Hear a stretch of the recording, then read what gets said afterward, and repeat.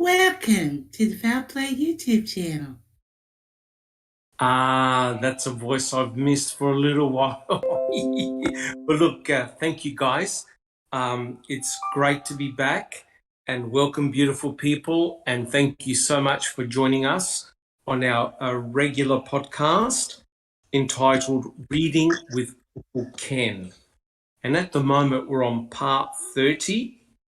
And today we're going to be starting a brand new chapter. It's chapter 11, entitled The Villains. So guys, as you know, what we've been doing, just as a quick recap, we've been reading chapters from Ken Kratz's book, which he published a few years ago, and he did a second edition after Making a Murderer 2 came out. And what we're doing, guys, is that we're reading specific passages from the specific chapters, and I'm asking a series of questions to our panel to gauge their responses. And chapter 11, entitled The Villains, is a very interesting chapter indeed, which we'll start in a second. So guys, it's good to be back. My name is Dr. Silkman, and I'm from the Foul Play team. If you like what we do, guys, please subscribe to our channel, turn on the notification bell, and if you like what we do, put your DNA on the thumbs up button. It's much appreciated. And as per usual, if you've got any questions that you would like to ask us or any member of the panel, don't hesitate. Write it down in chat and we'll try and answer your questions the best that we can. So just to let you know, guys, our Foul Play website is beautifully and professionally presented. A lot of people have worked very hard putting that together. And the good thing about our webpage is that we contain a lot of documents. A lot of our researchers have FOIA'd documents, and these documents are available online for you to read and do your research. And also our YouTube channel contains many videos. And I think last time I checked, we've had over 500,000 views, of all the research projects, the telephone calls, etc. So we're almost like a one-stop shop for research in both the Stephen Avery and Brendan Dassey cases. And also we look at other cases as well. We have Jay Jacks, who does an excellent job with the open mics, where we tackle different subject matters, and we have panels. And basically it's an open forum. If you've got something to say, come on board, say your piece. You know, you're quite welcome to come and join us. We also have a very big Discord presence as well. Many of our members are there all the time. And come and join us. You know, everyone is welcome. Be civil, be respectful, and have a great time. You know, we like discussing the cases. It doesn't have to be just the Stephen Avery, Brendan Dassey cases. It could be any other case. Bring your ideas and we'll love to discuss them with you. All right, guys. Well, look, it's really good to be back. So what I'll do is I'll introduce our panel, and each person will say hi so you can get to hear their voices, especially if you're new to our chat. Alice. Hi everyone, thanks for coming. Bibi. Hey everyone. Checking convictions. Good morning, everyone. Inexplicable Susan. Good morning, everybody. Jack 61. Hey everyone. Thanks for coming. Sunshine Christina. Good morning. Zoe. Hi everyone. And we have Sammy. Howdy. Good morning. And it's likely that Checking Convictions and Sammy will be monitoring the chat. So if you've got any question, guys, just put them down there. All right. Well, look, welcome, guys. It's good to be back, like I said. So what we're going to do is we're going to start reading specific passages from chapter 11, and it's entitled The Villains. Now, this is a very interesting chapter for many, many reasons. And what Ken Kratz is writing about here is Sergeant Andrew Colburn and Lieutenant James Lenk. Now, both of these officers, they worked for the Manitowoc County Sheriff's Department, and both of them gave depositions in Stephen Avery's civil suit. So it's very interesting. If you look at the tone of what Ken Kratz says in this chapter, you know he wasn't very, very happy with Strang and Buting.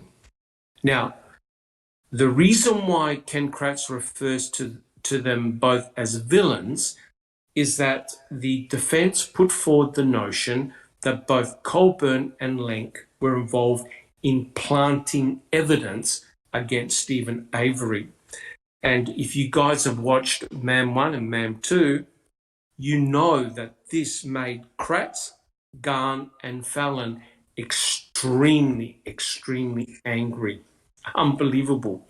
All right, guys, so what we'll do, we'll make a start of the podcast proper. I quote, "Imagine signing up for a lifetime of bringing those who harm others to justice and then being accused wrongfully of conspiring to frame an innocent man for murder and maybe even killing a young woman.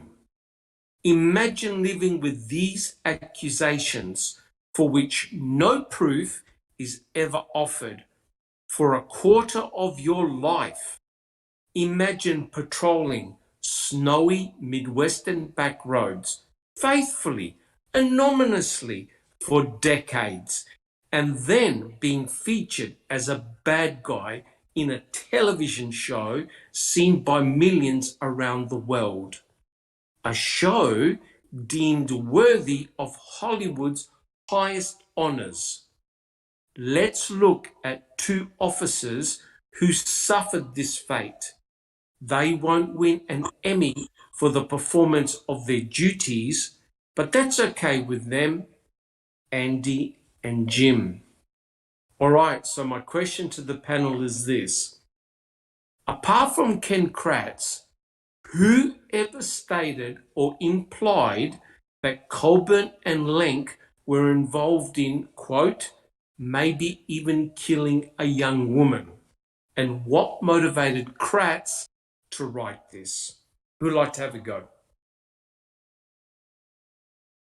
Sunshine Christina.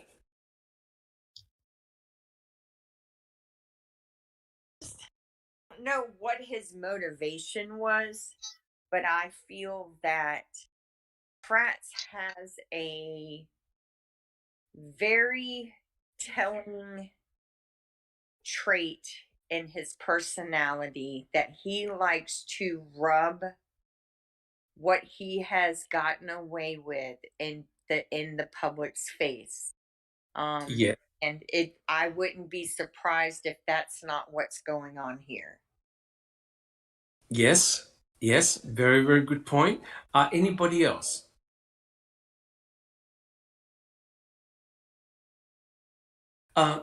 Inexplicable Susan. Well, we know that Strang and Buting never accused him of killing Teresa. And, I imagine he probably, some of the fallout he got after MAM, he probably had people accusing him, but that it wasn't publicly. So, it's really weird that he put that in there. Correct. But don't you find it rather remarkable that he can put such an inflammatory statement in his book, Absolutely.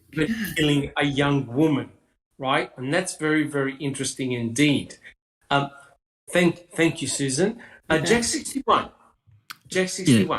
Yeah, I think he's taken this leap because Stephen says he's being framed again by these cops. He's taken this leap from that and saying, "Oh, well, the accusation is that they killed her. These cops." I think it's typical Kratz. He's taking that next a little grain of something and then making this huge accusation. It's outlandish. Correct. So in essence, he's trying to make the defense feel really bad, right? Yeah.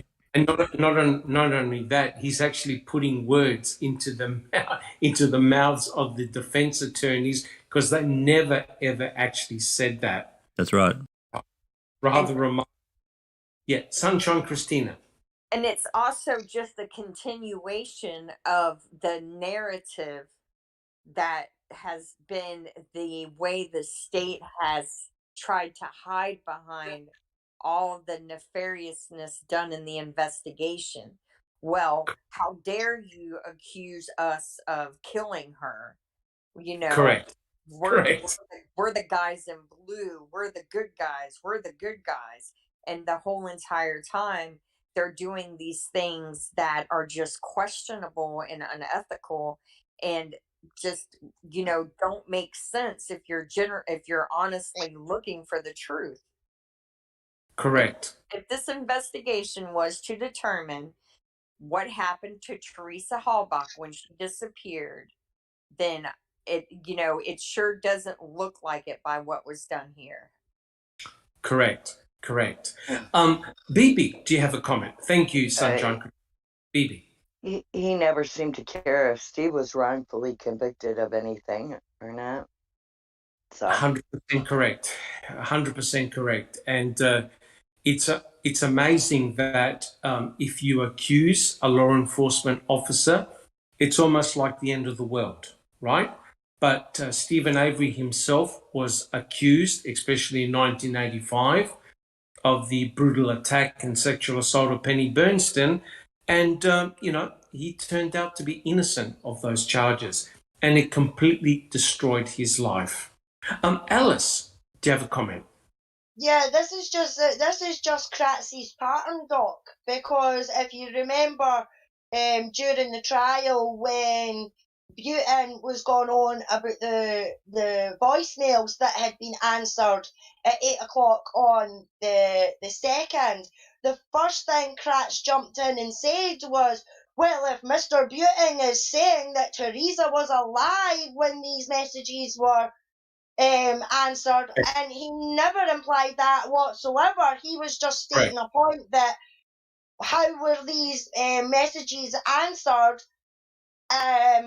on that time in the morning, but he came out and says, well, if Mr. Butin is saying that Teresa was alive then. So it's just a pattern for Kratz to do all this. Correct. It's sort of like a false narrative. He'll set up, Ken Kratz would set up a scenario that actually no one ever said and then try to defend it. So he's essentially attacking the defense on something that they never stated, which is really, really interesting that he would do that, and he would do that in a book. But as I said to you before, guys, the defense, Stephen Avery and the defense went with a planting scenario. And as law has it, you can't just say, oh, look, evidence got planted against me. You actually have to name names, which meant that Strang and Butin had to name Lenk and Colburn, whether it was a right thing to do or whether it was a wrong thing to do. You had to do it in court. Otherwise, the judge would have tossed it out. So you actually have to show a direct connection between the person you name and the piece of forensic evidence that's planted. Is that your understanding, guys? Is that your understanding as well? Yep. Jackson, one. Yep, it is. Yes. Yep. Yeah. Oh, yeah. Yeah. So in effect, both Strang and Butin had to go in with the pointing the finger at both Lenk and Colburn. And as you'll see, both Lenk and Colburn were absolutely everywhere around the Avery salvage yard and also at Cuss Road and other places as well. They were absolutely everywhere. Now, we know that they're both from the MTSO. They both were involved in Stephen Avery's civil lawsuit. They gave depositions, but all right, they should not have been on the Avery salvage yard.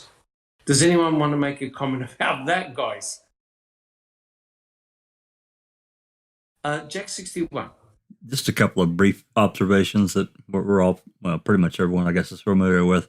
Number one, they shouldn't have been any within 5 miles of the salvage yard, in my opinion. And Yeah. number two is that this U.S. attorney getting involved allegedly in the fall or the winter there, 2006 moving into 2007, in relation to Andrew Colburn and James Link, and in addition to the EDTA, and getting in contact with the FBI and getting those wheels rolling when they had already come back and said, we can't do this testing for, it'll take 5 or 6 months. Yes, correct. So that was all kind of. Yeah, and magically it took place really, really fast. Within a few weeks. Yep. Yeah, correct. Unbelievable. That was Dr. LeBeau from the FBI. And that's Neverly's favorite person. Is that right, Neverly? Dr. LeBeau? Oh, yeah, we're tight. in a headlock, I think. Sunshine Christina, do you have a comment? I just want to reiterate that anyone who thinks that the civil suit depositions didn't play a role in investigators having a frame of mind that Stephen Avery committed this crime, whether he did or not, hasn't done the research to recognize how damaging this civil suit was going to be to Manitowoc County and potentially the state of Wisconsin as a whole, because the DOJ, Correct. the DCI would have been found to have acted, like they whitewashed the investigation. The crime lab in the 85 case, I think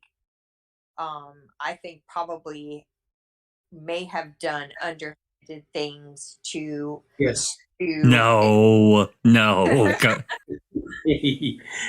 Yes. I just think that everyone should be well aware that the potential of this civil suit going forward was a big concern for a lot of people, and they Correct. were all involved in this case as well. Correct. Look, it's the same names that crop up in 1985 as they crop up in 2005. It's the same players. It's very, very interesting indeed. And you're right. The civil suit was definitely the crux of the problem for the MTSO. They would have been in very bad publicity and limelight. They would have been hounded by the press all the time. Kacerek and Vogel in particular would have looked really, really bad. And potentially, and I think Jack 61 will back me up on this, investigators will come in and start looking at some historical crimes to see if any wrongdoings have taken place under the watch guard of Kacerek. Jack 61, what do you think? Absolutely. Not only that, but anyone, I've said it for 5 years now, probably, yeah, every bit of it now. Something was going to happen to stop those depositions. It didn't have to be this murder or this thing with Teresa. Something was going to derail those depositions. I'm sure of it. So Correct. They were a huge driver. There was no way they were going to allow that trial in open court. Not a chance. Correct. And when one looks at the timing, that Stephen Avery got arrested on November the 9th, and like very soon after that, you're going to have the depositions of, the big boys, Kacerek, followed by Vogel, and of course that didn't take place, which is very, very interesting. Sammy, did you have a comment? I just wanted to say those depositions had to be stopped because the corruption would have been found out. They would have been busted. Just Correct. how deep in corruption they were. Correct. 100% correct. It would have been extremely damaging. Now, guys, does anyone have any additional comments? All right. Now, this is important here, what Ken Kratz writes right at the beginning. I'm going to actually read out a part of the trial, right? And this is his closing statement, and it's very important, especially what he wrote in the book. I'll quote. This is Ken Kratz's closing statement.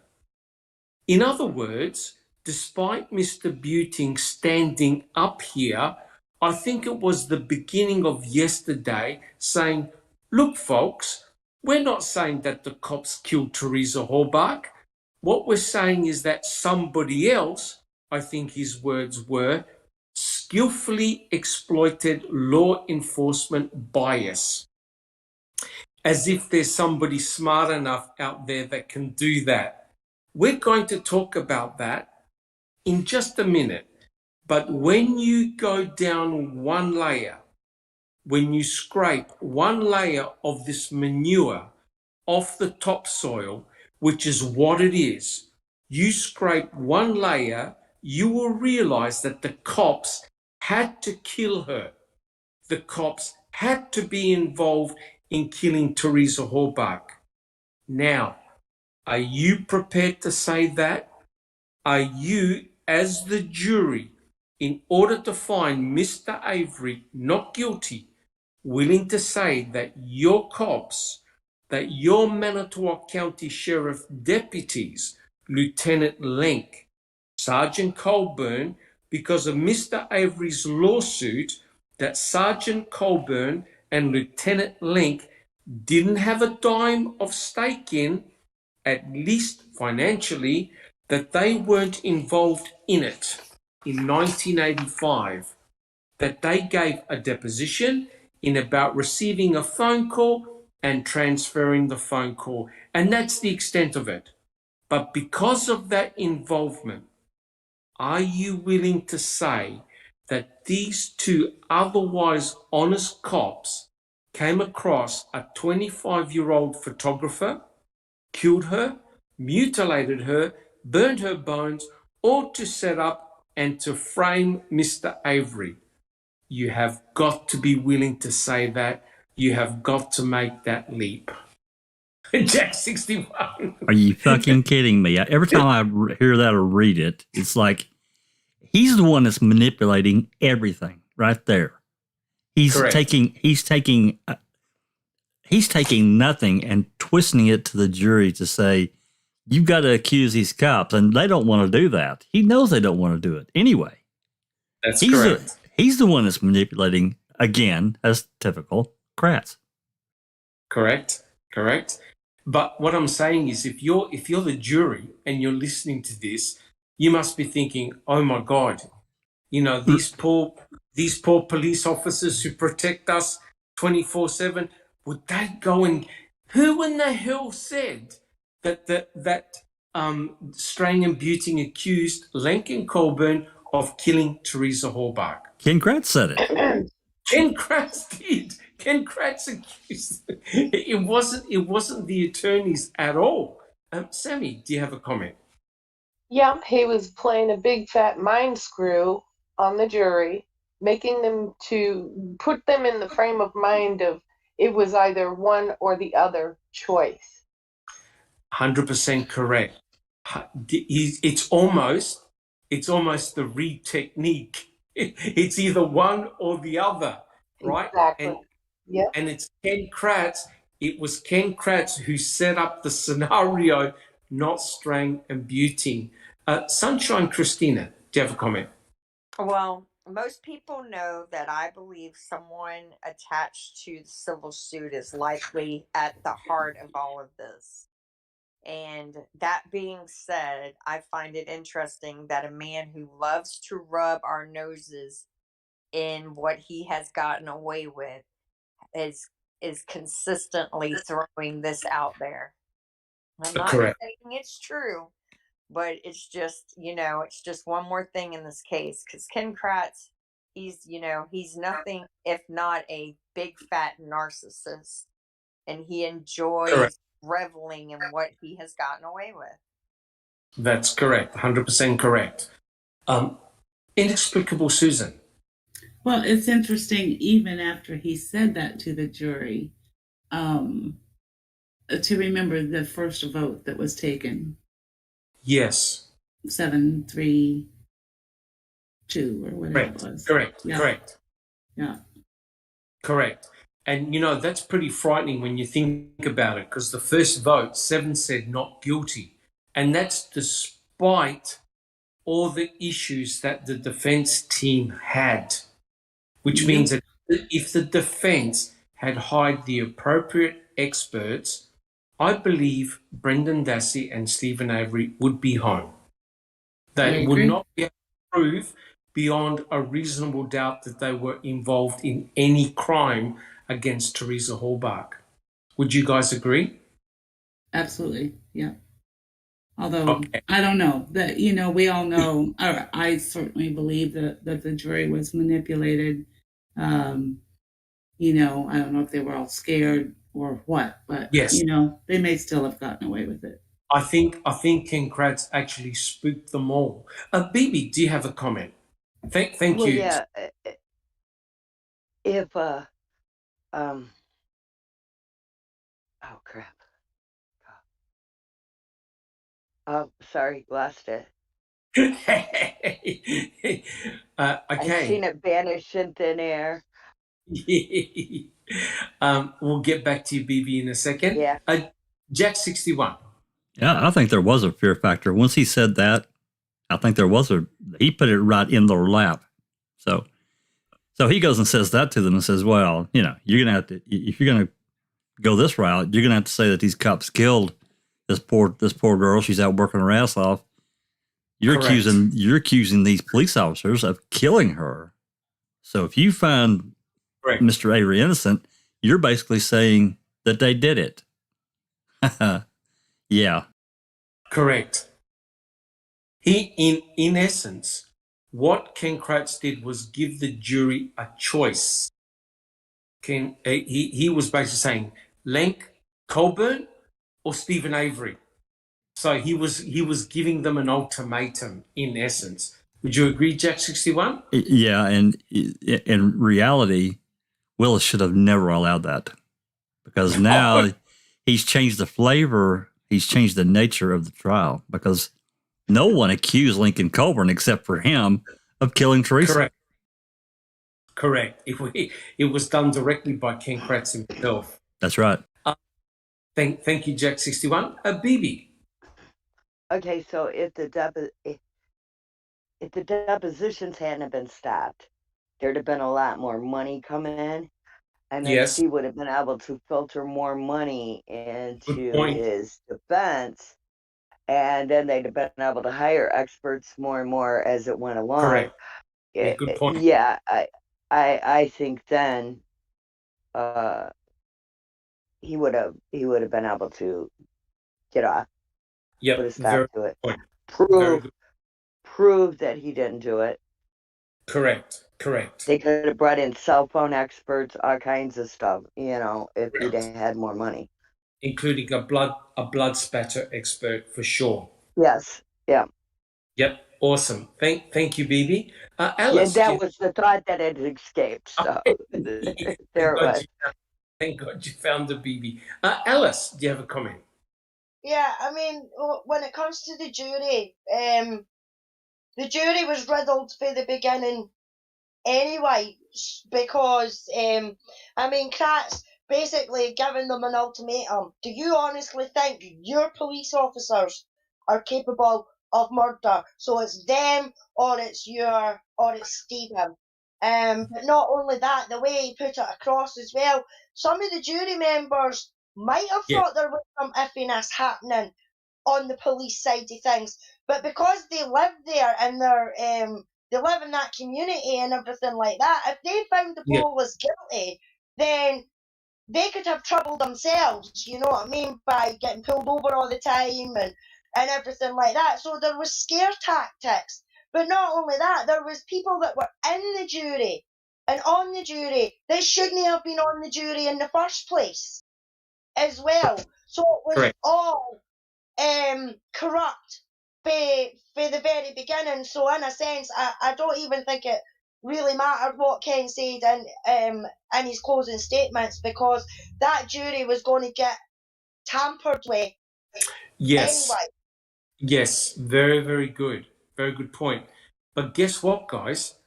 Ken Kratz did it again. And I'll read it. I found it. It's within his closing statement again, right? He said it once, but look what he says a second time. I quote, "That brings me to the conclusion, or the last question, and that's, did the cops kill Teresa Horbach? Again, the defense says no. But if the cops had her blood, if the cops had her bones, and before the 5th, if the cops knew she was dead," let me say that again, if before the 5th, the cops knew that Teresa Horbach was dead, they were either told that by the real killer or they killed Teresa Horbach. You have got to be willing to accept one of those scenarios. And I don't think you can. And I don't think you should. And I don't think that the evidence points to that at all. Guys, what do you think about that one? He had to say it twice. Jack 61. That Trother Mucker. I mean, look what he did. Maybe there's a clue in it. Maybe there's a clue in it. Another embedded confession. In fact, that's an embedded confession right there. Yeah. So notice how Ken Kratz actually gave the cutoff date that the police had to know that Teresa was dead, November the 5th. Yep. And that's what have many researchers around the world been saying. Law enforcement had to know that Teresa Horbach was dead in order to plant the material, right? Because you can't have a living, breathing Teresa Horbach walk into the police station a week later. That's correct? Right. That's right. Correct. So they would have known that she met her fate. She was brutally murdered. Law enforcement had to know. Bibi, do you have a comment? Oh, sorry. I forgot my... Okay. Does anyone else have a comment? All right. So in essence, what Ken Kratz was doing was he was giving the jury a choice. You either choose Stephen Avery or you choose these two police officers. And, in effect, he put words into the mouths of the defense attorneys and they never even said it. Susan. I'm just going to say it again, that first vote, 7-3-2, even though he went there and said that twice. Correct. We still had that, which only tells me that that jury was manipulated. Correct, 100% correct. All right, guys. We'll get on with question number 2. All right, I quote, "In 1995, 7 years removed from a decade-long tour of duty in the U.S. Air Force, Andy Colburn, then 35, worked for the Manitowoc County Sheriff's Department as a corrections officer. One day, he fielded a call from another law enforcement agency. They had a guy in lockup bragging about assaulting some lady in Manitowoc County, claiming another guy got arrested for it and sent to prison. This meant nothing to Andy, who simply transferred the call to the detective unit. Done, finish, kaput. That was the extent of Andy Colburn's connection to Stephen Avery's sexual assault case, the one that would see Avery exonerated after serving 18 years in state prison." Here's the question, guys. How often would Colburn receive phone calls like this from another law enforcement agency on such a crucial matter? Bibi. Well, Evidently, it's not all the time, or he wouldn't have remembered this call all that many years later to fill the report on it years later. Correct. And correct me if I'm wrong, but I think Colburn was actually asked that very question in on the stand, and he said that was the first one he ever got. So he couldn't have possibly not have remembered or understood the significance of that call. And if Yes. that's how they handle calls like that, God help us all, because... Correct. So Yeah. So what we have here, let's think about this, guys. We have Gregory Allen, who got, I think, arrested for sexual assault, and he's basically confessing that it was him that was involved in that sexual assault case in Manitowoc, and they got the wrong person in there. Aren't alarm bells ringing for anybody? Obviously, nobody at the MTSO. Susan, do you have a comment? I think it's ridiculous how he makes so light of that. Correct. How Kratz just says, oh, all he did was transfer a call. I mean, come on. Somebody's telling him somebody is wrongfully convicted in that system. Another police force. Yeah, coming from police to police. I mean, yeah, and it's that's all Andy did. He just took the call and transferred it. Well, and just forgot about it. Yeah. But this is a common theme with Ken Kratz. Anything that's harmful to the case, he completely diffuses and tries to diminish the impact. He even said, "Done, finish, kaput." Exactly. Jesus. Oh my God. That's correct. That's correct. Thank you, Susan. Jack 61. I can't prove it, but I'm just here to tell you that I think that Andy was the fall guy. I can't prove it again. This is me talking out my ear. I don't believe he took any such call. I believe that call went in somewhere else and they blew it off. And voila, here we are, 2003, and they're like, uh-oh. Yes. Although I think it was Sheriff Peterson who made him actually write a report. That's right. The patsy, the fall guy. That's correct. And didn't Peterson, correct me if I'm wrong, but didn't he put it in the safe? He did. He put it in the safe. Does he have some trust issues or what? Yeah, correct. So when the ship was going to go down, he would have pulled that out of the safe and say, "Well, Mr. Colburn, it didn't look good." Sunshine Christina. I think there was a few things in the safe. The two reports, one from Colburn, one from Link, which contradict each other. The snitch letter that Penny somehow got from an inmate while she was doing her education classes at prisons. Yes. And also there was 2 criminal history checks run, or police interaction checks run, one after another on September, or Stephen Avery was released on September 11th. So yes. On September 12th or 10th, they ran Stephen Avery's interaction with police record, which is like a page and a quarter. And then right after that, they ran Gregory Allen's, and his yes. 6 pages, I think. All yes. of that was in the safe. Yes. The thing that I want to say is that the state of Wisconsin, when it comes to Stephen Avery, has a tendency to act like he is not a human being and he is not deserving of what normal people would expect others to do for human beings. So for Ken Kratz to diminish a phone call that could have released Stephen Avery 9 years previously is just another tactic by them to try and act like Stephen doesn't matter, therefore the phone call doesn't matter. It's just That's correct. the way they behave with him, and it's looking like with Brendan as well. And it's Oh, pretty yes. sad, Yes, it's correct. really sad.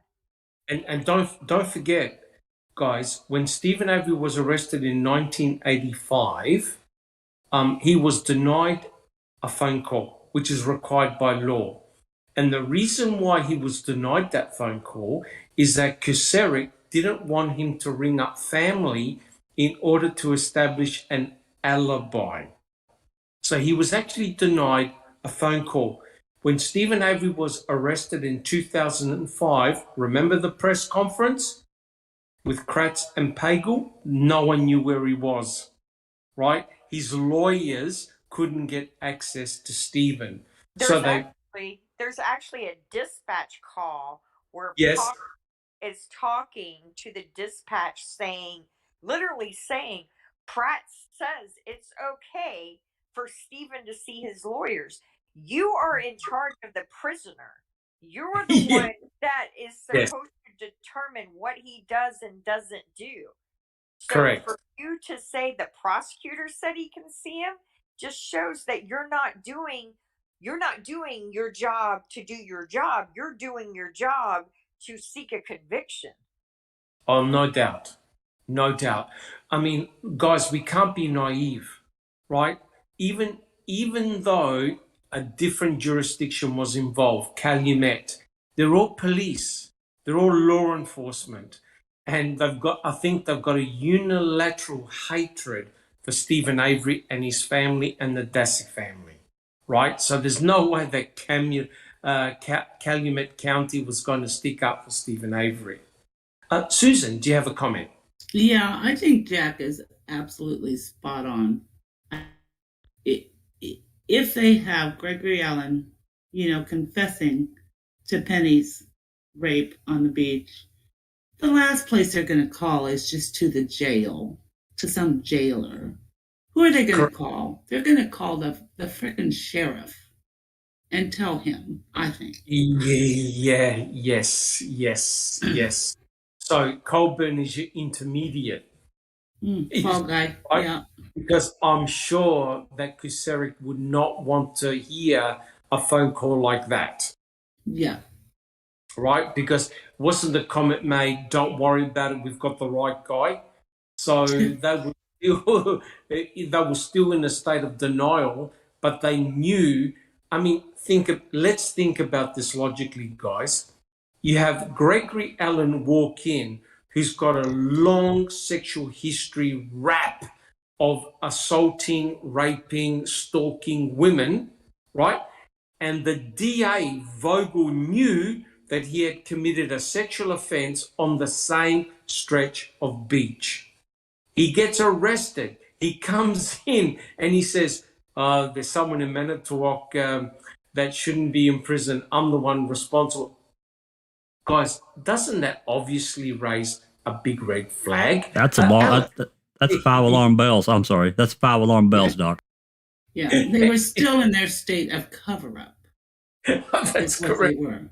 Yeah. That's correct. That's correct. But the interesting thing here, guys, is that in any other case, apart from Stephen Avery, someone would have done something about it. But because it was Stephen Avery, it was swept under the rug. Alice, do you have a comment? Yeah, a lot of it was swept under the rug. I mean, the thing that bugs me the most is the fact is that they're glossing over that Manitowoc County was on that property. It doesn't matter whether it was, I don't think it matters what police or officer that found anything or done anything on that property. Manitowoc County police should not have been on that property whatsoever because it's a huge conflict of interest. But Correct. A question I'd like to ask, does anybody think that if it had been other officers that had found the key or anything like that, would there be as much anger and stuff like that because it was still Manitowoc County Police that found it and still was involved, or is it all because it's Link and Colburn and because they were connected to the 85 case? I mean, in my opinion, it wouldn't have mattered what cop for the Manitowoc found it. It should have been dismissed because they found it. Correct. I think the term is fruit from the poison tree, right? Yeah. And right, the MTSO officers should not have been on there, and yet Lincoln Colburn are absolutely everywhere. Checking convictions. Do you have a comment?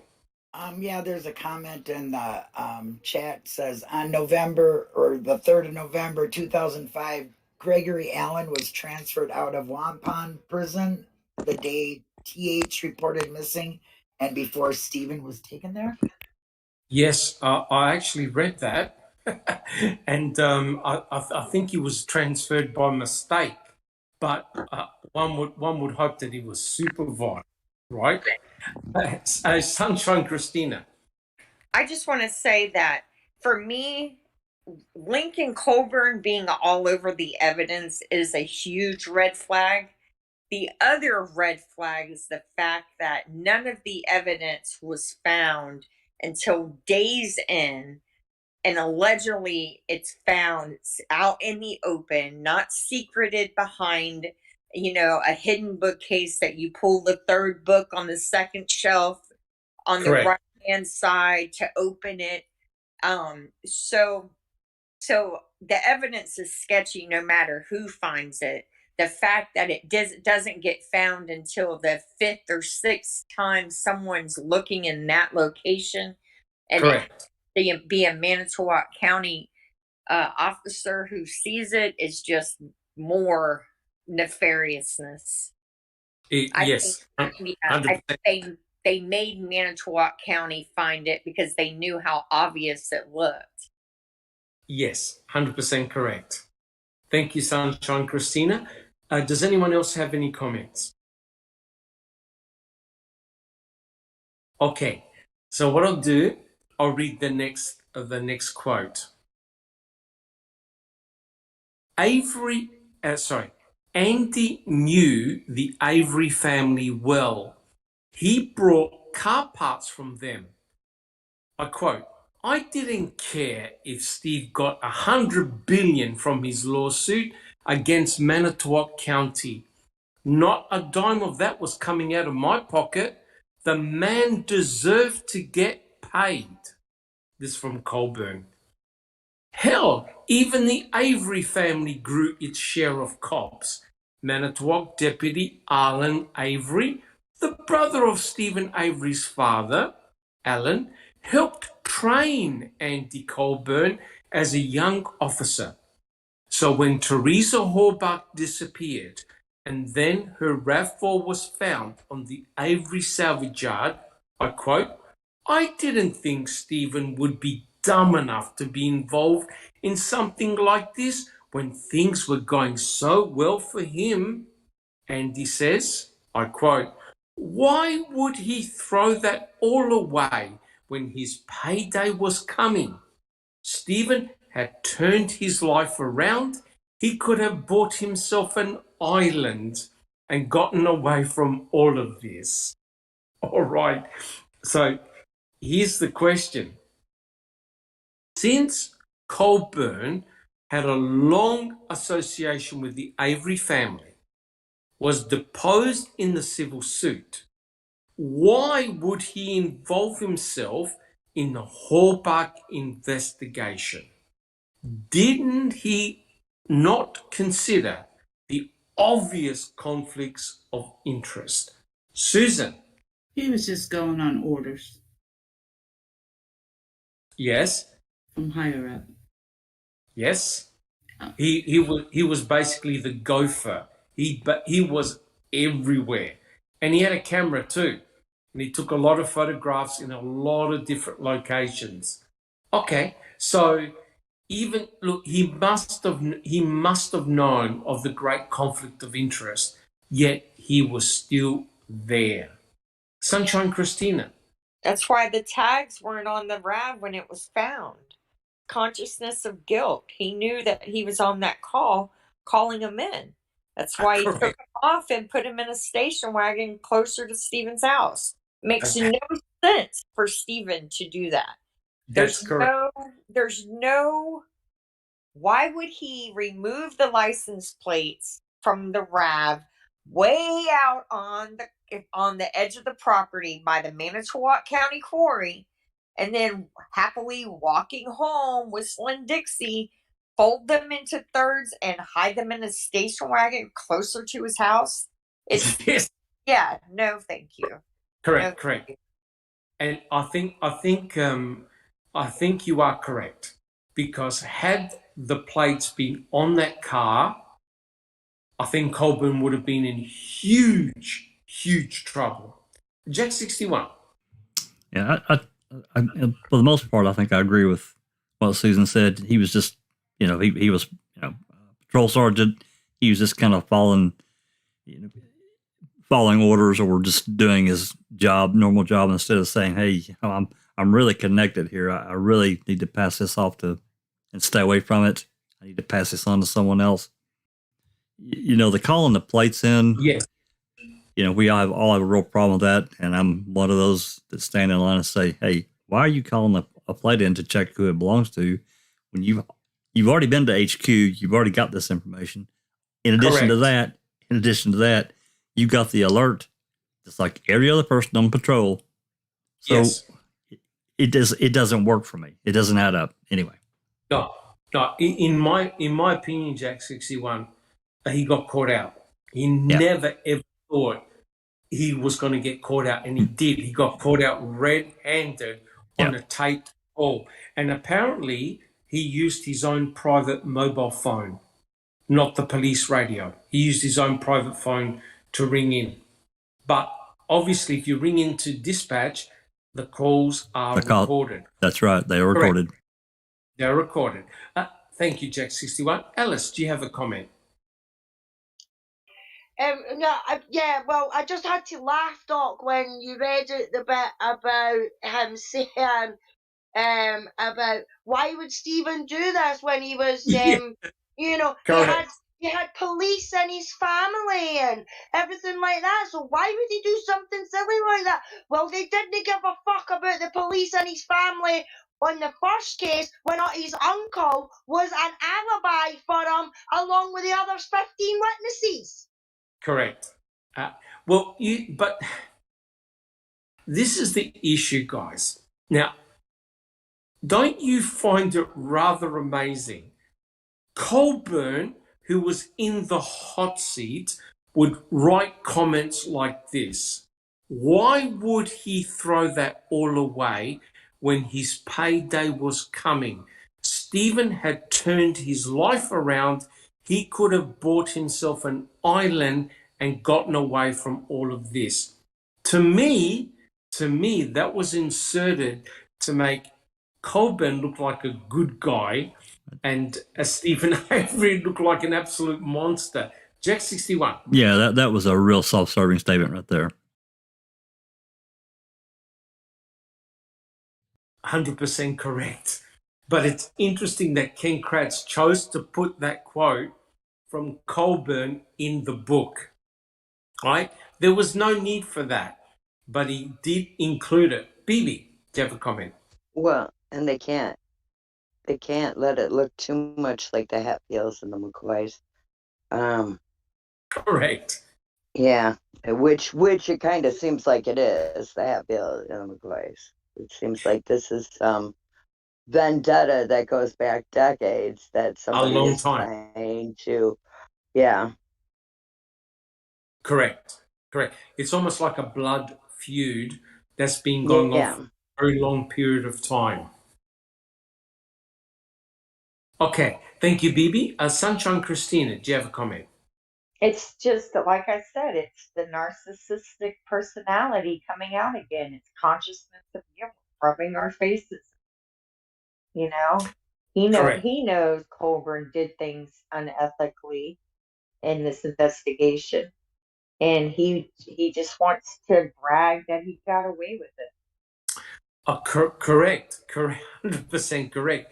But you see, the impression I get is this: look at big bad Stephen Avery calling up Colburn for his deposition, and Colburn is saying all these nice things about Stephen, saying, you know, he turned his life around, he was going to make a fortune, he was going to be rich, blah, blah, blah. To me, they're embedded confessions.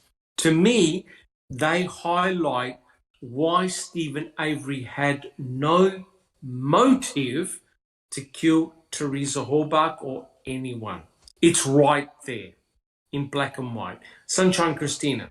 I love how they paint Stephen out to be this horrific, domineering, mind controlling, evil terror of a man. He's like Correct. 5'2". Yes, correct. I mean, you know, he's not a very large guy at all.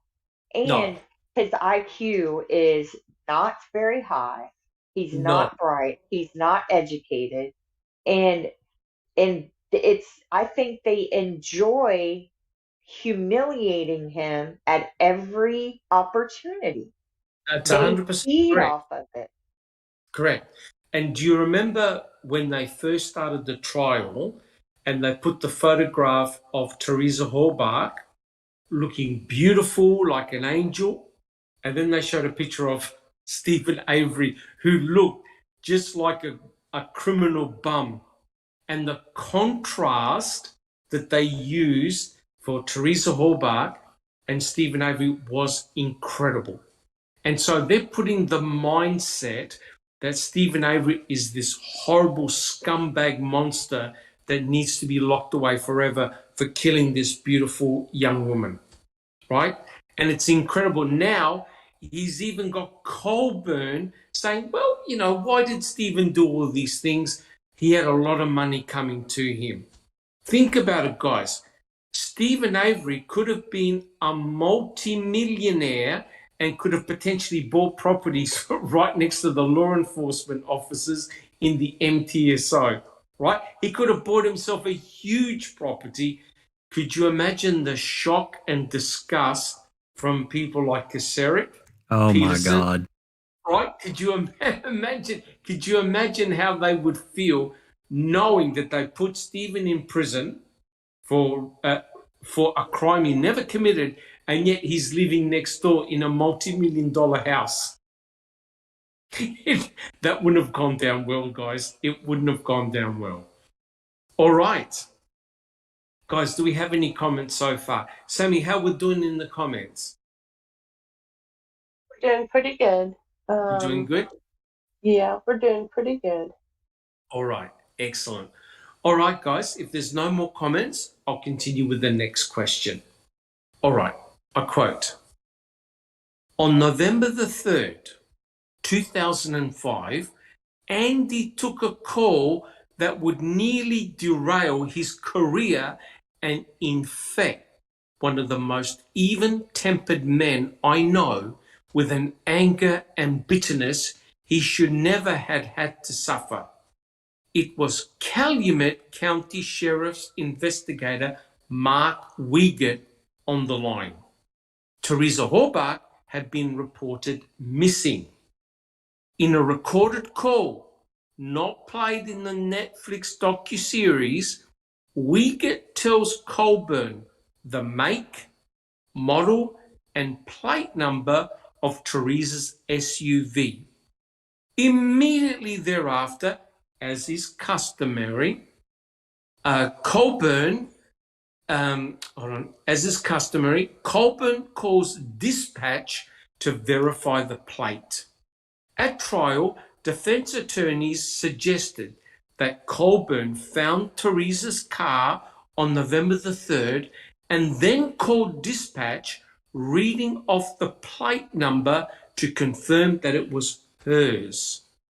The not so subtle implication, of course, was that Sergeant Andy Colburn was responsible for, or at least complicit in, the framing of Stephen Avery, right? So here's the question. Why would Colburn call dispatch to confirm what Mark Wiegert just told him. Wasn't it obvious that Wiegert had obtained this information from official sources? Was the defense correct in their suspicions of Colburn? Who would like to go first? At Jack 61. Whew. Well, this is a whopper. I mean, there's a lot of things surrounding this call, and rightly so, because number one, let's back up and think about that summary report where it says Teresa Halbach's RAV4 was seized on November 3rd. Now, there's been a lot of debate about that. Yes.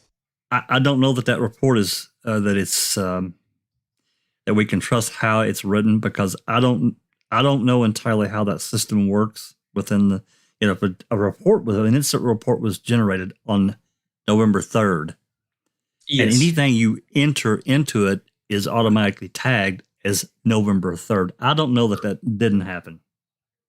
I'll just say that. So does that mean that Andy drove up behind her car and read off the plate?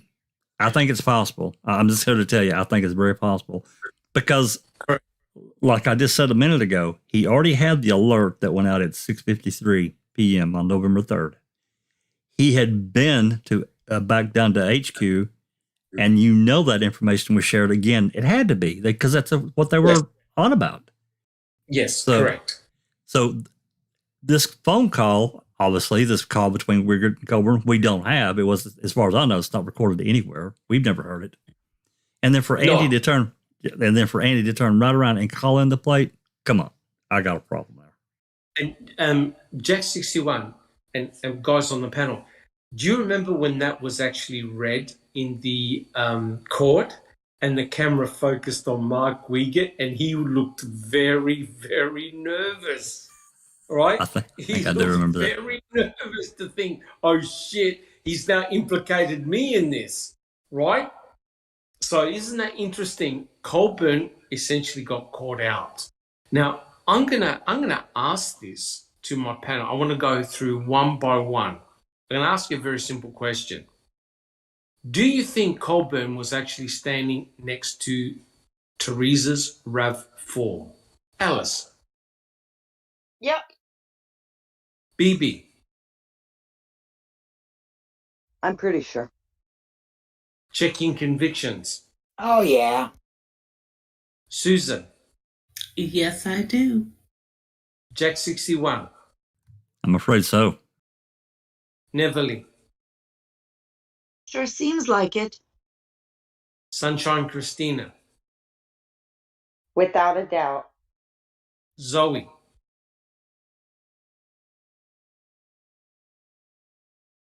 And Zoe's probably going to ask Colburn. Sammy? I believe so. Yeah, I believe so as well. And what is interesting is that someone, I'm not sure which researcher did it, but they also heard in the background while that call was taking place, someone said, it's hers. Does anyone recall that? Yes, I remember it. Yeah.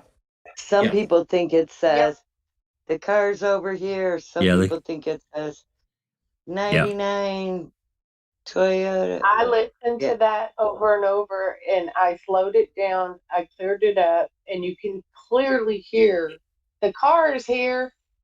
Yeah, Ripper did a really big job on that when it first Kathleen came even included it in one of her filings. Correct. She hired someone to clean that up. Now that doesn't bode well for Colburn, does it? It doesn't bode well for him at all. No, it sounds like somebody's over there hollering, hey, the car's over here. Correct. Well, and a lot of people also think it sounds like Pam McGod, too. I've heard that a lot. Yes. That's just the Wisconsin accent, Could be anybody. Yes. Very, very interesting. Or God himself pointing out the car once again. That's correct, BB. Sunshine Christina, do you have a comment? Oh, yeah, well, I already said it. But the other thing is, I think it may say it's hers. It's Yes, here or it's hers. correct. But it means that there was somebody with Colburn, right? And it means Or, that not only that, it means that whoever was with Colburn saw the vehicle and made the comment. Correct? or they were at the vehicle, and that's Yeah, the reason he had to call the plate in, is correct. because he had to portray like he was going to do this by the book. And what do you do when you find a missing person's vehicle? You You call it call it in. in. You That's call right. it in. Yeah, 100% correct. Sorry, Alice. sorry, Doc. Yeah, but that bugs me because he already had that information. So he was out supposed to be looking and inquiring and noticing anything differently. He already had her information, what type of car it was, the license plate, everything like that. So in a way, there was no reason for him to phone in the way he phoned in. He could have phoned in and says, right, I've got a car here. It's this license plate. Can you let me know with the operator? But he done it completely different, and he got caught out when he said that it wasn't him that said that it was a '99 Toyota. It was the dispatcher, and he got proved wrong, and he didn't like that. That's correct. That's correct. So, he's ringing up the dispatcher to confirm the information, yet he told the dispatcher a '99 Toyota. So he obviously had that information. So if he had the license plate, there will be no need to call the dispatcher. You only call the dispatcher when you have found an abandoned vehicle. And so what the dispatcher echoed back to him, yeah, it belongs to Teresa Hallbach, right? So he did what comes naturally. He found the car likely at the turnaround and called it in. And now, of course, he's denying that he was standing in front of the Toyota RAV4. And as Sunshine Christina said, because he called in the plates, what don't we find on the RAV4? The plates. So therefore, Colburn's got a get out clause to say, well, see, there's no plates on that vehicle. How did I know what they were? Susan, do you have a comment? Yeah, I believe it's possible that up to that point, Andy was not part of the setup. Okay. And by him calling in those plates, all of a sudden he's pulled in. He's pulled in and they gotta, figure out how to deal with this. Right. Now, the turnaround, is that on Highway 147? Yes. Right, Yep. and that was actually close to Scott Tadich's home. Is that correct? Very close. Yeah. Right. So, in other words, Colburn would have been on that road if he was going to the salvage yard. Is that correct? Mm-hmm. Yep. So, in other words, the question has to be asked, how did Colburn end up being over there? Right? Well, it would have been the natural road if he had gone to Stephen's place, which allegedly he did. So he's in the right location to stumble across this vehicle, right? So very, very interesting. Bibi. Mystic Jinx says, and I like what Sapercop said about him coming across a blue RAV4 and wasn't sure it was the missing person, so he called in the plates. That makes sense. Yes, that's 100% correct. Because remember, Pam of God herself was actually quite shocked when she came across the RAV. And she hinted, well, it's kind of blue because on the missing persons poster, it was dark green. Dark green, that's right. Dark green. And I know I've gone over this with Jack 61 many, many times. We've got photographs of the RAV4 in the crime lab under bright lights, and it's blue. But if you take the same RAV4 and put it in the sunlight, normal sunlight, it's green. It looks green.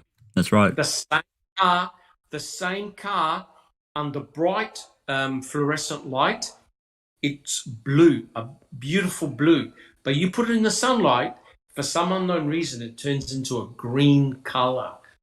Sammy, do you have a comment? Sherilyn Pontillo says, and she's referring to Colburn, he did the same thing with Stephen on the 3rd or 4th when he checked Stephen's house. He randomly calls plates in and tells on himself. He's a serial plate caller inner. Wait a minute. Is that Cherie who was eating ice cream? Was she eating ice cream? If that's the case, we don't want to hear from Cherie. That's not fair. Yeah, 100% correct. 100% correct. Yep. Alice, do you have a comment? No. All good? All good? Excellent. All right then, guys. So if there's no more comments about that, I'll go on to the next section. Now, I won't read this out. There's really no need. But let me tell you right now, Ken Kratz goes ballistic about the editing that Making a Murderer did on Colburn's call. So what Ken Kratz did was compared what occurred in Making a Murderer episode 5 with the trial transcript. And there's no doubt that the directors of Making a Murderer cut some information out of the actual transcript, right? But what Kratz doesn't explain was that the actual gist of the conversation that Strang had with Colburn was exactly the same, right? The intentions, the impressions were exactly the same. And in essence, what the Making a Murderer directors did is they actually cut out the dialogue from Kratz, because Kratz said when Strang was talking to Colburn, Kratz interjected by saying, "It's a conclusion, Judge. He's conveying the problems to the jury." And the court says, "I agree.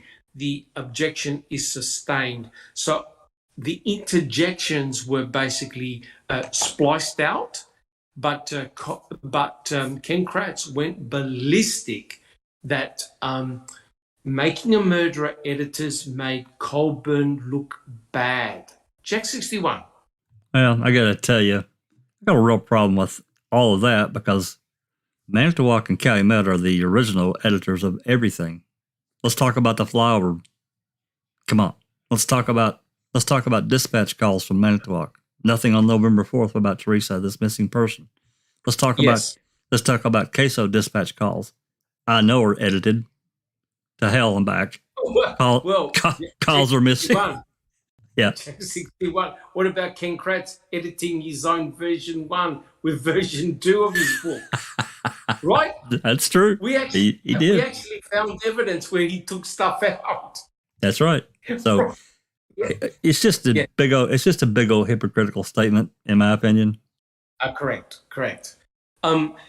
Here's a question from the audience. Does anyone know what the latest is with Colburn versus Netflix? What's going on there? I know they had to come up with some type of, they couldn't come up with a settlement, and the judges involved checking convictions. It's still going. The Colburn asked for something more in the discovery, and so it's still going on. But it's going to be funny because he's asking them to be responsible for the way the public received the series and made him look bad. Like, oh my God!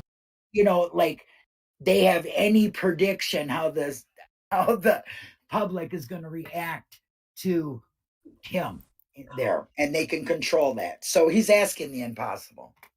Correct. And what's rather remarkable and somewhat ironical is that Ken Kratz wrote this book thinking, okay, I'm going to clear the air, I'm going to look like a good guy, but the book backfired on him really badly and people hated him even more. So I think with this, what Colburn is doing, quite clearly someone whispered in his ear to set up this lawsuit with Netflix because Ken Kratz consistently blames Making a Murderer and Netflix for making him and everyone else look bad. Jack 61. I think it's worth saying that Colburn started looking for a lawyer for the first or second week of January 2016, within 2 weeks of the series dropping. So he was already looking for a lawyer. Right. Yes, for sure. But it'll be very interesting to see how that pans out, guys, because it's got big potential ramifications. BB. So basically that means Colburn binged it too.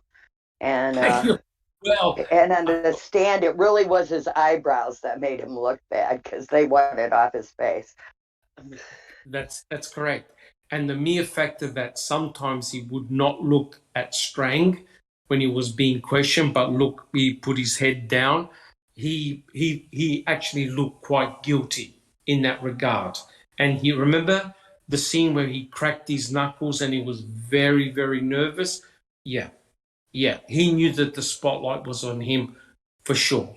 Absolutely. All right, guys, can I continue with the next question? We're all good? Please do. Okay. I quote, after Making a Murderer came the deluge. Hundreds of calls at home and at work threatening Andy and his family with violence. The phone rang for the first time on Christmas Eve, less than 1 week after the series was released. I quote, I got a call from some guy in Florida who said, Stephen Avery is right up there with some of the best people who've ever walked the face of the earth, and you should do your kids a favor and shoot yourself. If you don't, I'll come to Wisconsin and do it for you. The guy turned out to be a 5-time convicted felon. Similar calls came from Denmark, Germany, Australia, and countries around the world. Here's the question.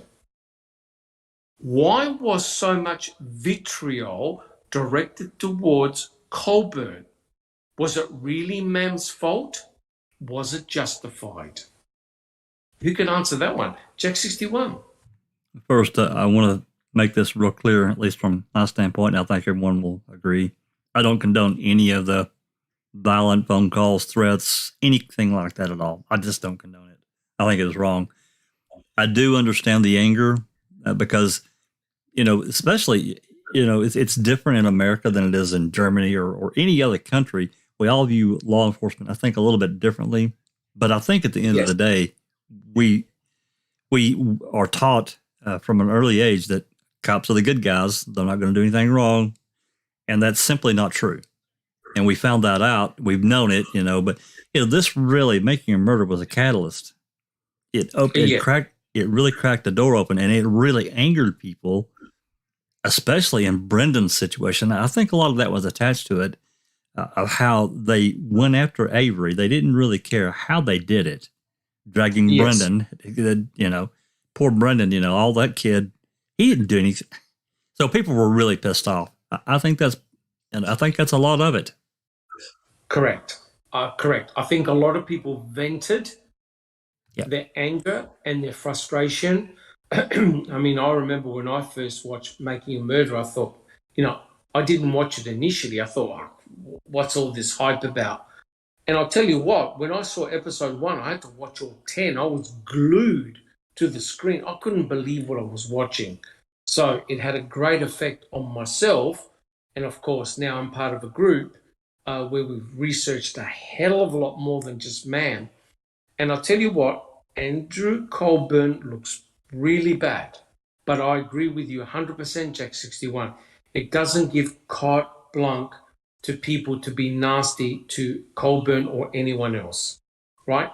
But I'd just like to add here, the Avery and Dassey family also got huge amount of hate mail. They sure did. They sure did. Yep. They copped it left, right, and center. Susan. Do you have a comment? Yeah, and I also, have a hard time believing somebody said Stephen. What did he say in the beginning? Stephen Avery is the most wonderful man on earth, or something. Yeah. Stephen Avery, right up there with some of the best people who've ever walked the face of the earth. Oh, come on! Nobody said that. Yeah, and but it wasn't. It wasn't just that little edit for Andy. That made him look bad. I'm sorry. The fact that he was involved in finding most of the evidence and so on. But yeah, I don't condone. Hate. Yeah, I hate correct, calls, correct, but correct. Kratz is just full of bullshit. Correct, but you see, Ken Kratz doesn't look at both sides of the story, right? Right. We know what happened to Stephen in 1985. It was clear that he was not involved at all. He got destroyed. His family got destroyed. He lost everything. Now, some vitriol and hate is directed towards Colburn, and Ken Kratz goes ballistic. So you need to balance it up a little bit, guys. That's all I'm saying. Sunshine Christina. Well, I think I would like to hear the call for myself, because we know that people who are trying to control the narrative have a tendency to delete those things that don't flatter them, which is why we don't have the dispatch or radio transmissions from November 4th from Manitowoc County. Yes. And so I feel that Kratz is probably taking liberty with his generalization of the message left. I also don't condone anyone using communications devices in an attempt to try and encourage or to harm others. That's just not appropriate ever. And I think the guy was actually arrested for that, wasn't he? It could well be. Yeah, could well be, because they found out who he was.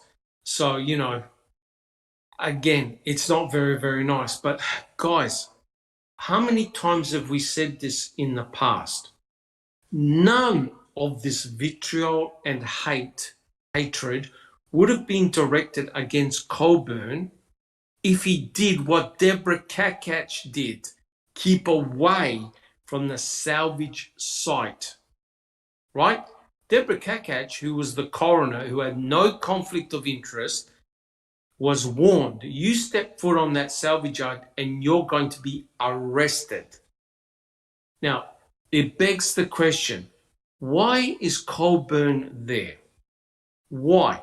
If he wasn't there, none of this would have been directed towards him, because he wasn't there. Guys, do you think that's fair enough? Yeah, I do. Yeah, that's what I thought. Okay, guys, what we'll do, we'll continue with the next question. So quite clearly, Ken Kratz is pretty upset with Making a Murderer and Netflix. I quote, Andy has trouble sleeping. I quote, I can't fall asleep before 2 a.m. and I'm usually up by 4:30. All I can think about is that somebody's going to show up and harm my family when I'm at work. But off to work he goes every day. The reputation of a law enforcement officer has to be above reproach, says Andy Colburn. You can't succeed in this career if you're a liar. I spent my entire career building my reputation. I'm not about to lose my job because of Stephen Avery. I can't help that he hid Teresa Horbach's key in his bedroom, or that I was there when it was found. Okay, we've opened up Pandora's box. Here's the question to the panel. The finding of the key in Stephen Avery's bedroom was so suspicious that even Kratz tried to distance himself from it. Why? And why did Colburn give another story of how the key was found in an email to his boss in January 2016? Who'd like to answer that one? Sunshine Christina. Well, first off, if Andrew Colburn said he didn't want to risk his career over Stephen Avery, I think his career was made because of Stephen Avery. We all know that he was an officer assigned to the jail until a couple months after that phone call. And then suddenly his lackluster performance becomes, outstanding. He can now write reports very well, and he gets promoted, and he's in a car patrolling the streets. Yes. And I think that Colburn revised his finding the key narrative, because even though he claims he didn't watch Making a Murderer, I think even he recognized how ridiculous that story they concocted was. Yes. About the key? Now that about the key. And now that we have pictures and we have the video and we're able to take stills, we know there's no story that can account for that key being in that position and him having a torn frustration dance with the bookcase. Yes, correct. He allegedly he was very upset with the pornography that he found, so he took it out on the cabinet. Jack 61. Yeah, Jack 61. Yeah, we call that frenetic interaction. He beat up on that poor little record cabinet. But what's funny is that, we've talked about this before. They emptied that damn bookcase and didn't see anything. I'm sorry. That's correct. And you know what, Jack 61? Link was asked directly, could you see in the cabinet? Yes, sir. Did you see any keys? No, sir. So he even looked in the cabinet, there was no keys there. And then suddenly he walked back in, the key just happened to be on the ground. Yeah, somehow this record cabinet shut this key out sideways through the air, and it's ridiculous. It is completely ridiculous. All right, thank you, Jack 61. Inexplicable Susan. Yeah, I think that Colburn changing his story in 2016, is that not admitting perjury? Correct. He lied on the stand. If this new story is his story, which is bullshit as well, I think. But I mean, that is admitting perjury to me, and I don't see how that's not called out. The reason why he had to change his story is because Lank said he looked in the cupboard and he couldn't see anything. Right. So to make the lie even more consistent, he goes, oh yeah, the key was cleverly hidden behind the cabinet. Now think about this. We've got a salvage yard with 4,000 vehicles. Stephen Avery could have put that key anywhere, and they never would have found it. And what does he do? He puts it in his bedroom cabinet so someone can search and find it. That is truly remarkable. And of course, what about that key? The key doesn't have Teresa's Hallbach DNA on it. It's only got Stephen Avery's DNA. Truly remarkable. Alice, do you have a comment? Yeah, I mean, it's just that they go on about this cabinet and how it was in behind this cabinet and stuck between the bit of wood, and he shook it vigorously for the key to fall out. But this cabinet was never produced in court. Never. Now, it's supposed to be part of the key evidence that was found belonging to this key. Surely you would think that they would have that cabinet in the courtroom so that they can demonstrate just how the key was situated and shake it vigorously for it to fall out. I mean, it's bloody ridiculous. I mean, I loved it when Jerry Butem said, oh, can I drop it on the carpet? And Kratz is like, no. You know, because he knew it was a load of bull. Correct. because remember we had, I think it was Deputy Daniel Kaczarski, who was sitting on the bed. He was sitting on the bed, and he didn't hear a key hit the ground. And it's a damn shame that Strang should have just dropped the key and gone, oops, Jack 61. I think you settled on it there a minute ago as well. You know, there's approaching 4,000 cars on that salvage yard. How many keys do we all think that are scattered around that place? Literally thousands. So a lot. Yeah. So they find this one key, and it is the key. And they all knew. They all said, "Oh my God, that's the key!" Yeah. And they changed gloves, and they immediately got it to the crime lab because they knew the significance of that key. This one key. Being the salvage yard. Correct. Yeah, that's telling. Correct. That's extremely telling. Guys, do we have any additional comments? All right. Now I'm going to go down the panel again. I want you to one word answer. Do you think the story of Colburn and Lenk finding the key, is it suspicious? Yes or no? Alice? Yes, it's suspicious. BB? Yes, right up there in the top 3 most suspicious things. Checking convictions? Fantasy could have came up with a better story. Inexplicable Susan?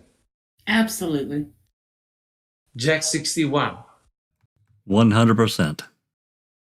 Neverly? Suspicious AF. Sunshine Christina? Without a doubt. Zoe? Uh-huh. Sammy? Yes. Sammy? Yes. Okay. Well, I'll tell you somebody else who was suspicious of the key. Do you know who was suspicious of the key story? Kratz.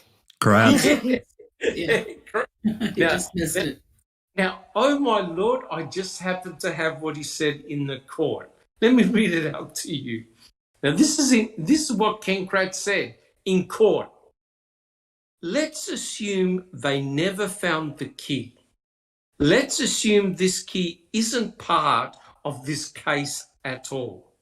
Let's assume Mr. Strang's theory is correct, that these cops aren't trying to plant an innocent person, but trying to make sure that a guilty person is found guilty. Well, can't you then, with that argument, set the key aside? Do you have the ability as a jury to set that key aside if in fact it doesn't matter whether or not Mr. Avery is guilty or not guilty in this analysis? Can you set that aside and decide, is there enough other evidence, or is the key the only thing that points to Mr. Avery? But the key in the big picture, in the big scheme of things here, means very little. All right? What I'm suggesting though, is that if you buy Mr. Strang's argument,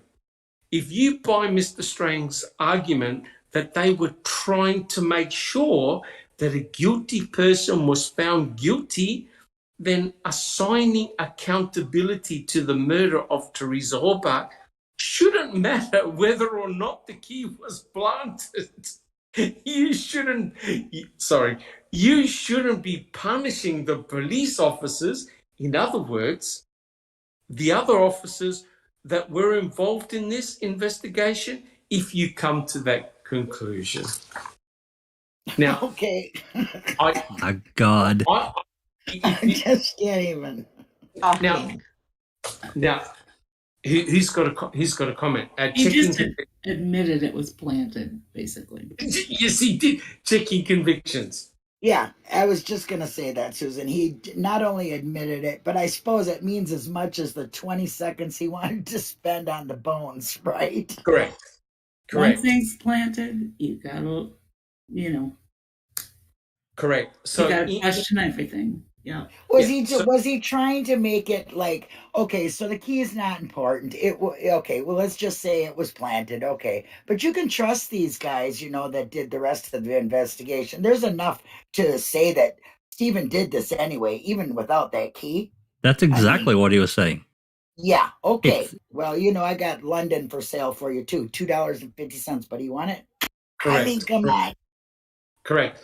But the what is remarkable here was that he was saying, well, you can't really blame the officers for trying to plant the key and point towards Stephen Avery because he's guilty. So what's a planted key? Don't take it so harsh on the officers. Neverly. The way I read that is that we shouldn't be punishing the police Correct. for wanting to help put a murderer behind the bars, even though they did something shady. Even if it includes planting evidence. Yes. It should yes. be fine. Yeah, because in the long run, he did it, right? I mean, in the long Correct. run, look at everything he did. It just the key is nothing. Correct. Okay. Correct. So even Ken Kratz could not swallow the story of the key because the key looked very, very suspicious, right?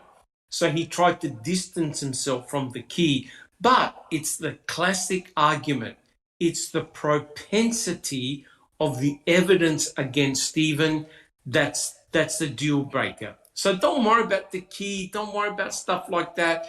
And that's the same thing that happened with Brendan Dassey.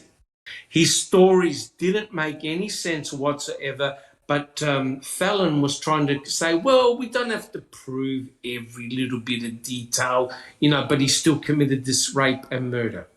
He was also, don't you think he was also giving the, you know, permission for the cops to kind of plant something, even if it was the end that he's guilty? Of course they were. Confirmational, yeah, you know, that, yeah. Ken Kratz is giving legitimacy to planting evidence.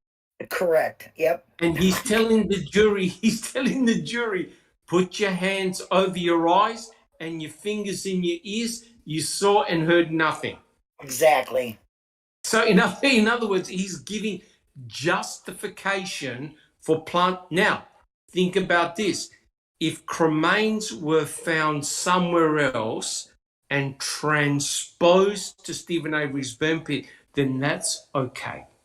Because the investigators and the police thought, Stephen did it, we'll just make him look guilty. You plant the key, you can potentially plant anything else. Guys, do you agree? Oh, yeah. And he's making it okay. He's telling the jury it's okay because really what they're doing is showing you that he's guilty. It doesn't matter. This just kind of added to the guilt. Correct. 100% correct. It makes all of the evidence suspicious. Period. That's correct. And which is really interesting because if you read the book on the double murder in Nebraska, where you have David Kofod. Bloody lies. Yeah. Who's the head of the CSI unit, crack investigator, right? Head of forensics.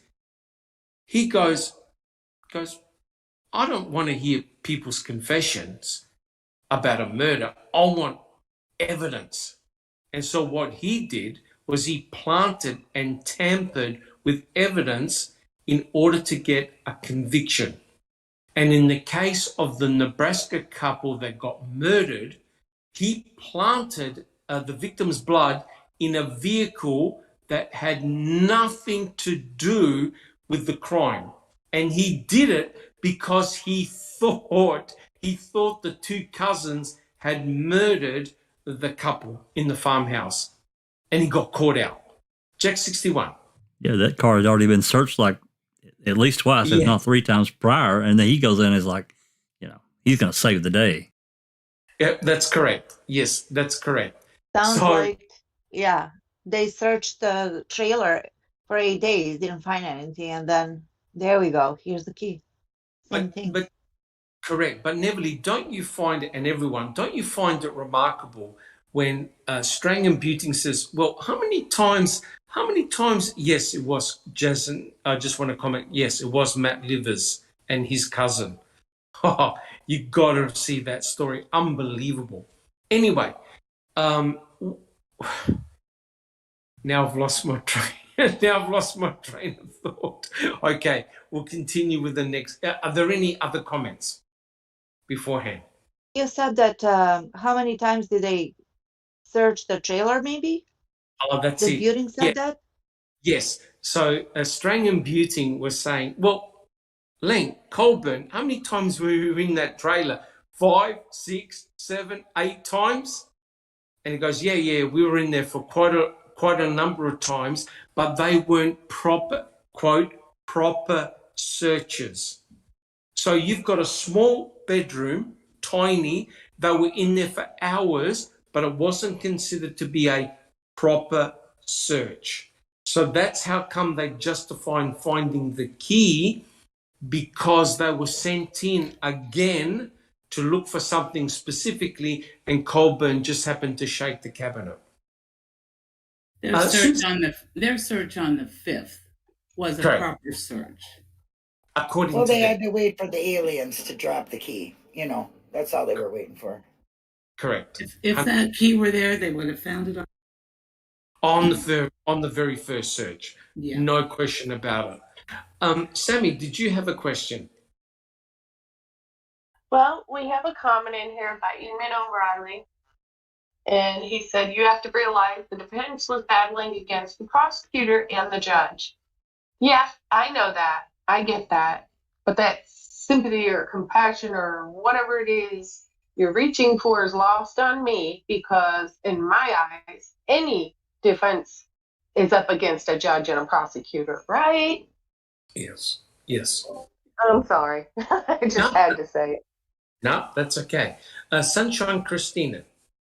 I just want to point out that they collected many keys via searches without stopping and taking, a half dozen photographs and calling for someone to quickly come and witness this key being found. Somehow, one key randomly in a room previously searched where the key wasn't before caught everyone's attention, and they knew that it was a pivotal discovery of evidence in this case. Correct. And if you look at the crime scene photographs, there were other keys that had blue fobs on them, right? So they can't use the excuse, oh yeah, but it was the blue fob, because there were other keys that were photographed that were clearly not the Toyota key. They had a blue fob. So that's pretty common to find in a junkyard. People use fobs all the time. So you're correct. How does one all of a sudden part the clouds, part the ocean and say, this is the key? And they had to immediately get it to crime lab for checking out. And lo and behold, it happens to have Stephen Avery's DNA. And I reckon the reason why the key was planted is because they actually couldn't prove Teresa Horbach was ever in Stephen's trailer. So what's the next best thing you do? You put something belonging to Teresa in his possession, right? So you associate Stephen with Teresa. That's the whole aim of planting, checking convictions. Exactly. I think that there was absolutely nothing they could go by there. There was no DNA in that trailer. There was nothing of Teresa, no blood, no nothing. They had to have something that belonged to her with his DNA and something big. Correct. Jack 61, thank you for checking. Then we march forward 4.5 months later. Strang and Buting come on board, and Kratz knew he had his hands full then, so voila, let's go after Brendan and magic bullets. Correct. Oh, yes. Correct. 100% correct. Sunshine Christina. They took several dozen swabs of stain in Stephen's bedroom, and they knew that they wouldn't have Teresa's DNA on it. So they had to put something of hers in there that they knew Yes. could trace back to her. And they did Yeah. that on the 8th. So that tells me that they knew from the beginning that she was never in that residence. Yet they carried that theory they had formed at the beginning of the investigation. They carried that theory throughout to trial. Right. And that's correct. And the other important thing is this. If Brendan never said anything, if he kept quiet and he wasn't coerced, Ken Kratz said, and I quote, they never considered the garage as a crime scene until Brendan told them that Teresa Hallbach was shot in the garage. Well, we get asked who shot her in the head. So they never considered the garage as a crime scene, which means they checked it over forensically and couldn't find any traces of Teresa Hallbach there. Right? So how did they close that story? Item FL. And what is the state now done with Item FL? They don't want to know about it and they're backpedaling because it makes them look really bad.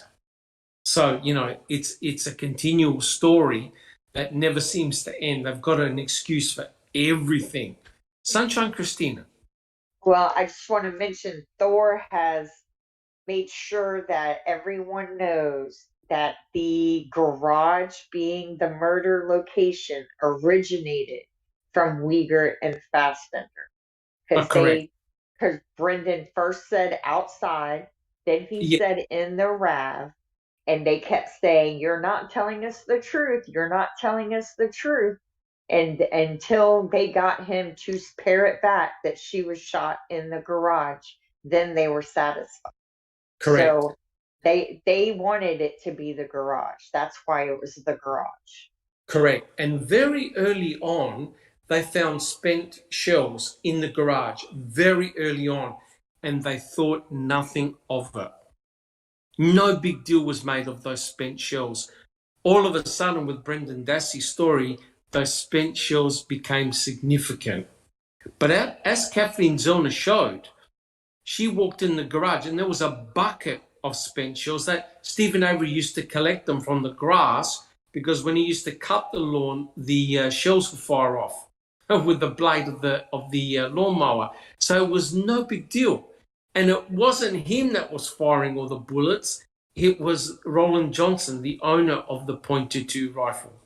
Right, so Ken Kratz had to bend the story to bring in Stephen and Brendan, of course. Well, look, guys, I reckon we've gone for nearly 2 hours, and I reckon what we'll do, here's a good natural break, because if we continue the podcast next week, we'll talk about, I quote, villain number 2 and his colleague, Lieutenant James Lenk. So, guys, are you happy for us to continue the podcast next week? Sounds good. Oh, yeah. Yeah. Awesome. So, as we do customary, first of all, I'd like to thank the panel for their fantastic insights and knowledge. I'd like to thank, and all of us would like to thank the audience in chat. Very lively chat. Lots of really good questions. Thank you for supporting us. And guys, if you like what we do, please subscribe, put your DNA on the thumbs up. And as is customary, what I like to do is to go through our panel one by one and tell us what you've been doing and how things are going. Alice. Everything's good, Doc. Just been trying to get the channel up and running. I did another video at the weekend on Luke's case, but I had a whole lot written down, but I got distracted by the chat and what was happening with the chat.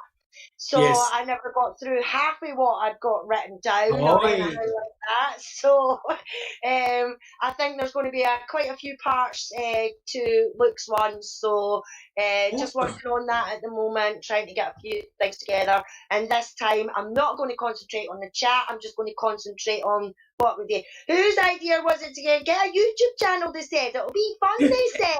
Yeah, bunch of buggers. Well, BB will attest. We had a podcast once where I had 25 slides. We got through one slide. Yeah. And actually, I think there was 2 times that actually happened. I'm not positive, but I'm pretty sure. We had when a a bunch of Gelcher came in one, and the one picture was so controversial or whatever, we talked for 2 hours about it. Correct. Yes, we did. Thank you very much, Alice. And BB, how about yourself? Same old. Nothing much changes for me. Okay. That's good. Thank you, BB. Checking convictions. Oh, nothing much. I've got a couple interviews lined up, and other than that, nothing really. Just doing the Brendan thing and Yes. Team foul play. Thank you so much, Checking Convictions. Susan. Yeah, I actually got to go on a little vacation and What? To a music festival. Yeah, Zoe let me go. Oh. Went to a music festival that I've been going to for the past 18 years, and awesome. But I couldn't totally keep myself away. I had to check into Discord now and then while I was camping, but Yes. had a wonderful time, and so. And yeah. When you went to this music festival, did you start singing in Ken Kratz's voice by any chance? No, never. I left him, in the basement. In the office. Oh, awesome. Thank you very much, Susan. Jack 61. Yeah, we saw Susan's photos in her room, and it looked like a lot of fun. I just have to tell you, a lot of fun. Yeah, we've got the new FOIA recently. Sunshine did. I'll let her talk about it if she wants. Some new stuff. And as most people know now, I've got a FOIA that I'm hoping will be here today. It could be Monday or Tuesday. I just don't know. I just know it was, approved and paid for on Wednesday. So we'll see. Or Thursday, I'm sorry. We'll see if it is supposed to have been sent on Thursday. So hopefully it'll come today. And if it is what we think it is, it should be a significant thing. And it's calls. Awesome. These are Jody Stokowski calls that we've never heard. So we'll see. Interesting. Yep. Interesting. Yeah. Thank you much. Thank you very much, Jack 61. Yep. Neverly. All is well. Thank you very much. I've been just diving into some old trials, and it's amazing. And I'm talking about old, like 30 years old. So it's amazing how I see things through a different lens now, because I'm not 20 anymore, and I know a little bit more than I did back then. So it's just interesting what a perspective, knowledge, experience, and interest does. So yeah, it's really cool. Other than that, all is well. Thank you. And thank God you're not addicted. Lies and allegations, all lies. Thank you, Neverly. Sunshine Christina. Pretty much same old. We got the FOIA that Jack's mentioned. It was a great success. It was, some new photos of the RAV. We did an open mic on it, and I'm sorry you couldn't participate, Dr. Silkman. I think although the discussion was great, it would have benefited from your input, especially concerning some of the testing. Yes. Unfortunately, the open mics, some of them tend to be fairly early in the morning. Unfortunately, sometimes I don't get up, but I listened to the playback and it was really good. Yeah, Really. I will next time. I will definitely make sure to factor in the time change for you because Yeah. I value your input for sure. Thank you. Just waiting on other FOIAs. I put in for some more last night. Was talking to Jax and got some thoughts in my head, and they'll probably be denied. But if they aren't, they could be fruitful. So we'll just have to wait and Very see. interesting. It's always a hurry, wait game with FOIA requests. Yes. Get Yeah, them, sure. get them A big, in, and then you got to wait for them to decide whether they're going to grant them or deny them. yeah, it's a big game, big waiting game. All right. Thank you so much, Sunshine Christina. Zoe, how about yourself? Yeah, I'm nothing. All is good. All is good. Oh, that's good. That's good. How's your little doggy coming along? Little doggy. Oh, I'm still in puberty, so I'm losing my mind sometimes. Of course. Thank you very much, Zoe. And No finally, problem. beautiful. Thank you, Sammy. I'm doing great. I've been doing research on serial killers, and that, yeah, I have As to. yes, as one does. Well, I like the profilers, and I like to listen to all of their, theories and how they profile people. But I've been doing a lot of research on that, and that's pretty much it working. How have you been? Yes, not too bad. I had a bit of a rough week last week, but fingers crossed things are a little bit better. Um, been doing a lot of reading. I've been reading John Farrak's book at the moment, The Wrecking Crew, going over that again. And like Neverly said, it's amazing when you go back over something now that you've got more knowledge and more experience, and a lot of things are starting to make sense and come clear. Very, very interesting indeed. All right. Well, look, thank you very much, guys. I appreciate you guys coming and listening in to us. And from all of us from Team Foul Play, we'll catch you all next week. Thank you, guys. This has been a Foul Play production.